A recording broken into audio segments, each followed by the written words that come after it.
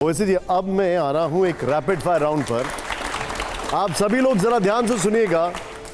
आज थोड़ा अलग है एक रैपिड फायर राउंड। ओवैसी जी, मैं यहां पर आपको एक तस्वीर दिखाऊंगा और आपको उस तस्वीर को सिर्फ एक वर्ड में डिस्क्राइब करना है, सिर्फ एक वर्ड में, जो आपके मन में पहला थॉट आए। प्ले करिए। हमारी जो पहली तस्वीर है, प्ले करिए। यहां पर एक शब्द में इनके लिए क्या कहेंगे आप? बिलावल भुट्टो। जिस बेटे ने अपने माँ के हथियारों को भूल गया, वो अपनी माँ से इंसाफ नहीं कर रहा है। प्ले करिए जरा। ये तस्वीर है आपके सामने, देखिए, कर्नल सोफिया कुरैशी। आपका पहला थॉट इसको लेकर? भाई, भारत की सिपाही हैं फौज के, हम फख्र करते हैं इनके ऊपर। अगला सवाल। आप अगली तस्वीर जो है, जब इनकी तस्वीर आएगी तो आप क्या कहेंगे? विजय शाह। बहुत लंबा पॉज दिया वैसे आपने। नहीं, आपको लाने की क्या जरूरत थी इनको? ये ऐसे लोग हैं जो माने उस शायर ने शेर कहा था कि तुम जिसके दोस्त हुए दुश्मन आसमां क्यों बने। अगली तस्वीर जरा प्ले करिए। खुद भी वो बड़ा गजब का प्ले करते हैं वैसे। आइए जरा। शाहिद अफरीदी। अरे कुछ नहीं मालूम बेचारे को। बकते रहता है सब। अरे इनके जो खैबर पख्तूनख्वा में वहाँ पर क्या हो रहा है वो बताएं ना फिर। एब्सोल्युटली, खैबर पख्तूनख्वा वो क्या कर रहे हैं उनको, खैर चलिए। अगली तस्वीर दिखाइए जरा। अगली तस्वीर, ये तस्वीर हर कोई जानता है, हालांकि अब इनकी वर्दी थोड़ी बदल गई है। फील्ड मार्शल असीम मुनीर। तो हमारे इंडिया में सोशल मीडिया पे अच्छा लगा किसी ने फील्ड मार्शल।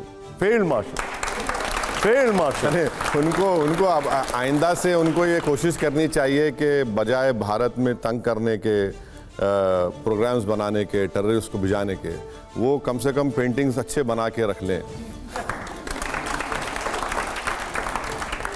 अब जरा अगली तस्वीर दिखाइए। आपको ये तस्वीर कैसी लगती है? और इस तस्वीर में कुछ इंटरेस्टिंग है, ये देखिए, ध्यान से देख रहे हैं आप सभी लोग। ये तिरंगे की पगड़ी में आपको ओवैसी जी दिखाई दे रहे हैं, क्या कहेंगे आप इसको?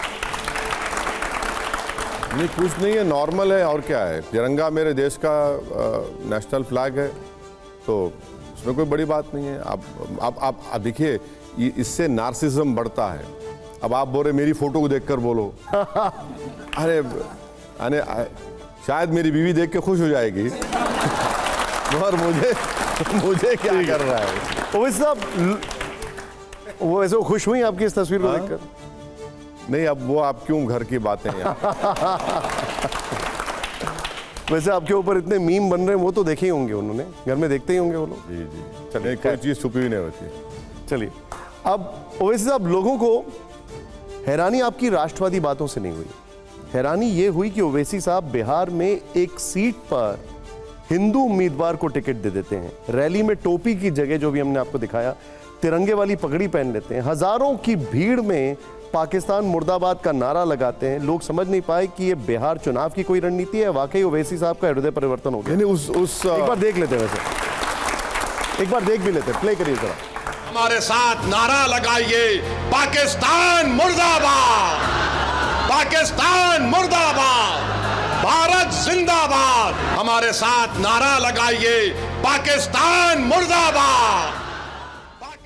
लोग कह रहे हैं कि ओवैसी साहब का हृदय परिवर्तन हो गया। नहीं, ये लोग जानते नहीं है मेरे को, तो वो इस तरह की बात कर रहे हैं। तो देखिए, ये बिहार में ढाका एक विधानसभा है, जहाँ से हमने हमारे कैंडिडेट का अनाउंसमेंट किया। राणा रंजीत कैंडिडेट हमारे हैं, तो उनकी सभा में, और उस ज़माने में पूरा पहलगाम के बाद देश में गम और गुस्से की भी लहर थी, आज भी है। तो इसलिए हमने वो नारा लगाया। तो उसमें कोई उसमें राजनीति नहीं है। सही किया हमने, बुरी बात क्या। जो भारतीय नौजवान आपसे दूरी बनाते थे, ये सब देखने के बाद वो भी पाकिस्तान से कह रहे हैं ओवैसी थोड़ा टेढ़ा है पर मेरा है।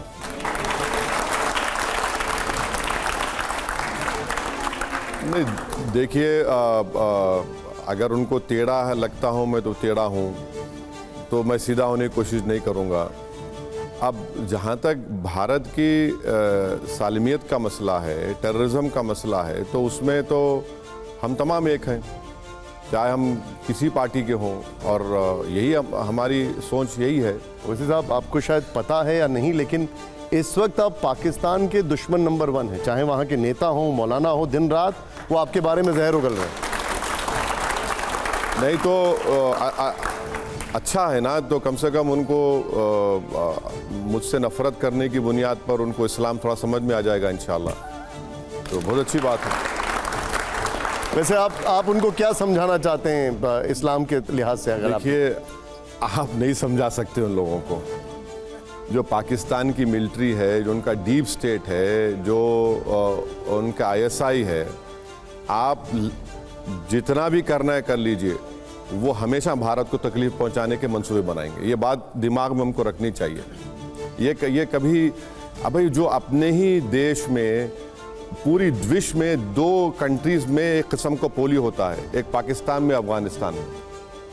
40% पॉवर्टी है, 9% अनएम्प्लॉयमेंट है, और 23 मिलियन बच्चे 6 साल के 10 साल के दर स्कूल को नहीं जाते, और हर जगह जाकर वो भीख मांगते हैं। सऊदी अरब ने उनको अभी 2022 में $2 बिलियन का दिया, 23-24 में 14 बिलियन का एक्सटेंड कर रहे हैं, $800 मिलियन का ADB, $2 बिलियन का IMF।